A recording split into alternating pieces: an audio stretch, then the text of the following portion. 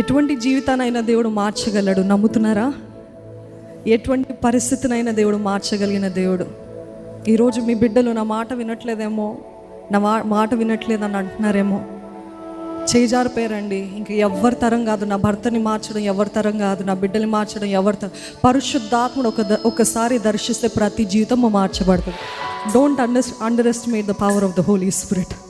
పరిశుద్ధాత్మ దేవుడు మన జీవితాన్ని దర్శించినప్పుడు ఆ వన్ ఎన్కౌంటర్, ఒక్క ఎన్కౌంటర్ పరిశుద్ధాత్మ దేవుడి నుండి పొందుకుంటే సౌలు పౌలుగా మార్చిన దేవుడు. హల్లెలూయా.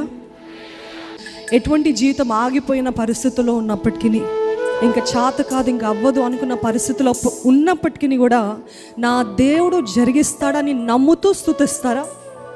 నా దేవుడు జరిగిస్తాడు అని విశ్వాసముతో. అన్నీ కోల్పోవచ్చు కానీ నిరీక్షణ మాత్రము కోల్పోవద్దు, విశ్వాసం మాత్రం కోల్పోవద్దు. ఈరోజు దేవుడు మీతో చెప్తున్న మాట ఇదే, నన్ను నమ్ము, నేను జరిగిస్తాను. ఆమేన్.